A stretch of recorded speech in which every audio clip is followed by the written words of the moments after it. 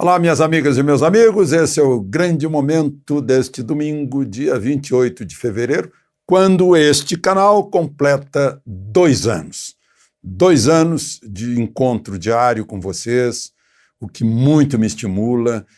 Tenho recebido um retorno assim que mostra o crescimento da responsabilidade desse canal em questões institucionais, econômicas, humanas, né?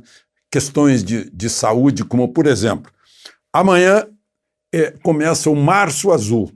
O que é isso? É algo que eu faço todos os anos como parte do meu check-up. Eu visito a minha proctologista, porque o câncer coloretal é o segundo mais mortífero do mundo. Atinge homens e mulheres. Então, a qualquer dúvida, procure o seu médico a respeito disso. E vamos todos juntos aí enfrentar doenças, né, nesse Março Azul. E se você ainda não estiver inscrito, junte-se a nós. Vamos entrar então no 3º ano deste canal.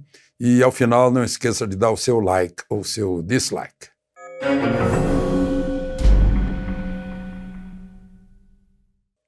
Bom, para início de conversa, o meu orgulho de ser de Cachoeira do Sul, porque eu recebo um manifesto de 49 médicos da minha cidade. Eu nem sabia que tínhamos tantos médicos, né? 49. Claro que não são todos os médicos. Eu, por exemplo, senti falta aqui do meu amigo Dr. Sérgio Ignati, que foi o prefeito de Cachoeira, que não assinou essa nota. Mas a nota diz o seguinte: que orgulho. O grupo de médicos abaixo-assinados vem a público manifestar extrema preocupação com a situação calamitosa em que se encontra o combate à pandemia Covid-19 em nossa cidade. Vivemos o momento mais crítico da pandemia e estamos próximos ao esgotamento da capacidade de atendimento aos pacientes graves. Por isso, reforçamos ainda mais nosso engajamento e compromisso com a defesa da vida. Tendo por base o parecer do Conselho Federal de Medicina de abril de 2020, que diz o seguinte, abre aspas, considerando que o princípio que deve obrigatoriamente nortear o tratamento do paciente portador da Covid-19 deve se basear na autonomia do médico e na valorização da relação médico-paciente, sendo esta a mais próxima possível, com o objetivo de oferecer ao doente o melhor tratamento médico disponível no momento. Fecha aspas. Aí os médicos dizem, vimos a público manifestar nossa posição favorável à possibilidade do emprego do tratamento da Covid-19 nos primeiros dias de sintomas, estratégia conhecida por tratamento precoce. Entendemos que, por diversos motivos alheios ao interesse dos cidadãos, informações incorretas ou enviesadas sobre essa estratégia terapêutica estão sendo veiculadas na mídia. Que vergonha, mídia, que vergonha. Não olham a vida, olham os interesses político-ideológicos. É uma vergonha, é uma vergonha. Bom, aí os médicos dizem dessa forma, baseados nas evidências científicas acumuladas e na experiência prática do enfrentamento da pandemia de Covid, recomendamos que o tratamento precoce seja uma estratégia considerada no enfrentamento da Covid-19 em nossa cidade, respeitando-se a prerrogativa do médico assistente em decidir qual a melhor abordagem. Eu acho que os médicos do meu tempo de criança se sentiriam orgulhosos desses 49 médicos que puseram seu nome aqui nessa nota pública. E eu lembro, hoje eles são nome de rua, do Dr. Honorato de Souza Santos, que me cuidava, né?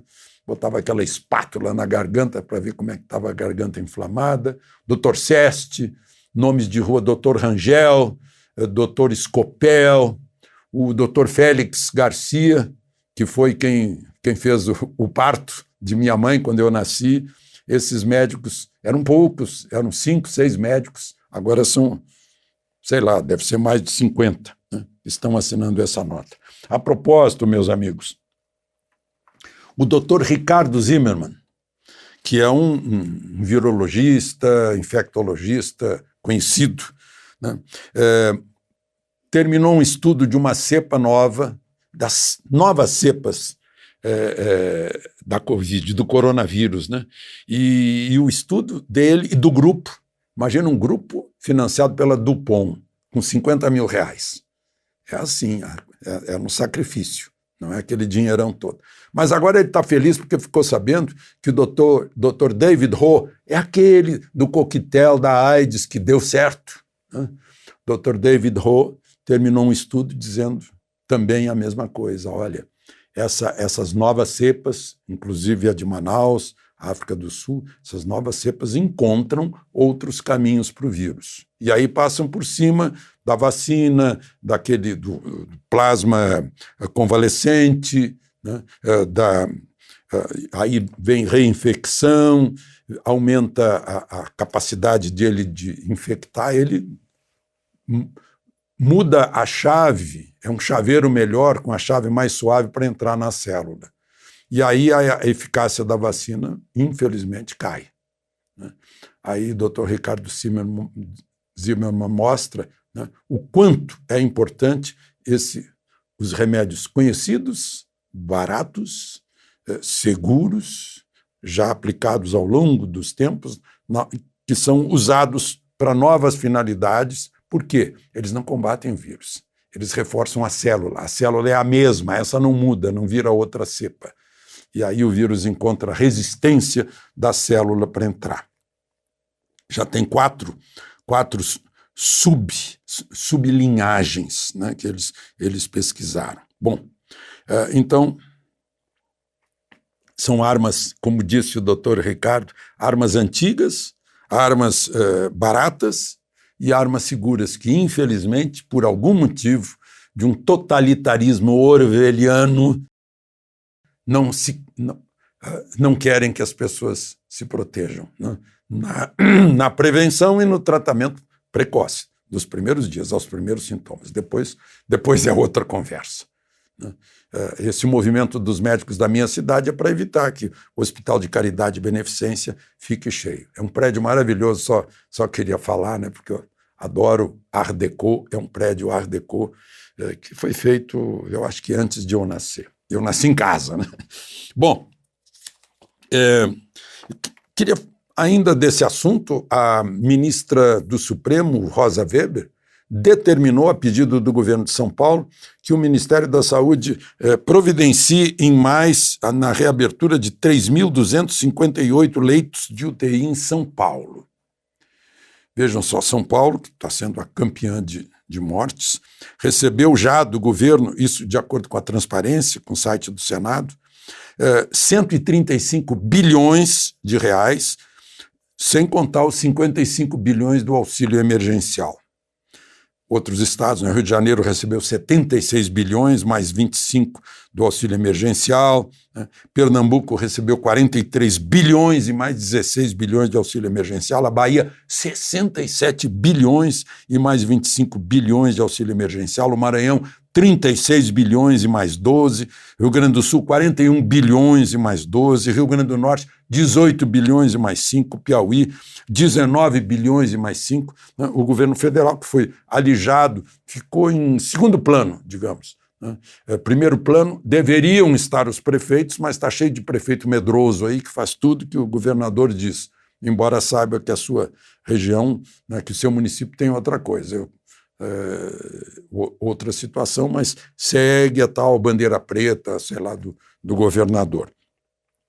E tem que coibir a aglomeração, aglomerações. O povo organizado não provoca isso, né? E também é muito cruel que se culpe o povo disso, né? Quando, na verdade, é a organização e esse negacionismo cruel. Bom,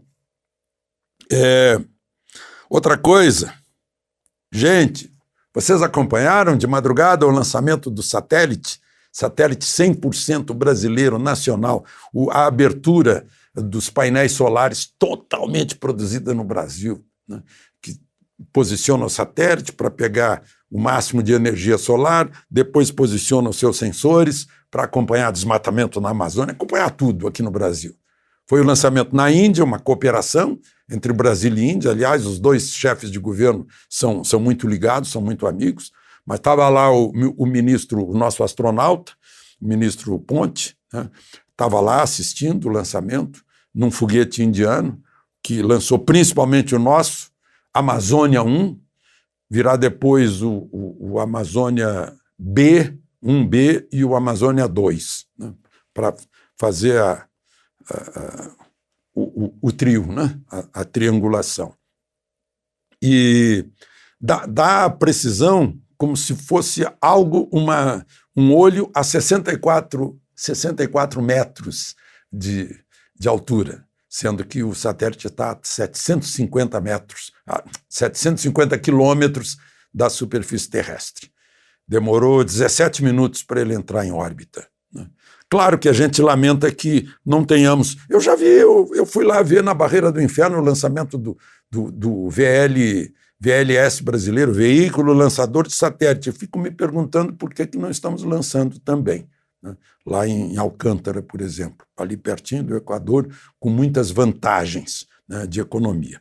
Mas, enfim, pois é, os soviéticos lançaram em 1957 o Sputnik, né? Era digamos, comparando com os satélites de hoje, era um satélite burro, mas eles próprios lançaram em 1957.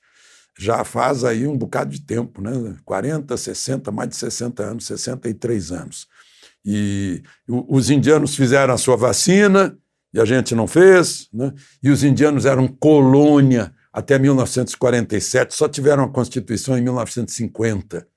E nós tivemos uma Constituição em 1824, né? Nos tornamos independentes em 1822 e não lançamos o nosso satélite. Esse é um desafio de termos vacina e termos o nosso satélite. Mas, enfim, foi uma vibração grande, porque deu tudo certo e o satélite foi feito totalmente aqui no Brasil, inclusive com a tecnologia, com o invento, com a criação desses painéis solares que se abriram perfeitamente. Bom, um outro assunto rapidinho, eu acho que o pessoal tem que dar uma olhada. Eu falei da ministra Rosa Weber, mais uma vez, né, o Supremo interferindo como se fosse poder executivo. Lá no sul da Bahia, a situação não está boa, não. O INCRA foi lá para regularizar a situação fundiária, o MST não deixou, ele é que quer regularizar. Isso foi em setembro. Aí o INCRA pediu Força Nacional para apoiar, porque não podia contar com a PM do governador da Bahia, né? Mas aí o governador da Bahia entrou no Supremo e o ministro Fachin deu uma liminar dizendo não pode ir lá a Força Nacional para garantir o INCRA, né? Porque quem faz reforma agrária é o INCRA, não é o MST, né? O MST diz que faz assembleias populares para expulsar a gente daquela área, um negócio muito estranho, né? Assembleias populares. Não deu certo lá na União Soviética, né? Foi só uma conversa fiada. Mas, enfim, essa semana eu soube que o secretário de Assuntos Fundiários vai procurar o presidente do Supremo para ver se resolve essa situação, senão o INCRA não consegue entrar no território nacional do sul da Bahia, né? Tá nos municípios de Mucuri e Prado está acontecendo isso. E, por fim, o registro também fundiário saiu essa semana, teve pouca publicação, né? Notícia boa não sai, né? Um protocolo, digamos, do INCRA. Eu tenho aqui o texto do INCRA aliás, INCRA não, desculpem, instrução normativa do IBAMA com a FUNAI, para ver o aspecto de proteção ambiental das terras indígenas, que são terras da União, né? Fica bem claro isso, portanto não pode ser arrendada, né? São terras indígenas, usufruto dos indígenas, são terras da União segundo a Constituição brasileira. Facilidades para eles aproveitarem mais a terra e se tornarem autossuficientes, né? Tem 70 etnias aí que querem produzir produção agrícola, né? A exploração da terra, está cheio de gente produzindo café de alta qualidade, gente que eu digo brasileiros de etnia indígena, café de alta qualidade, soja, milho, castanha, com máquinas, com tratores, e isso vai facilitar muito.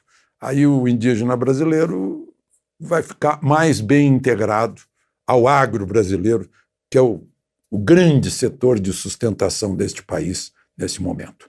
De Brasília, Alexandre Garcia.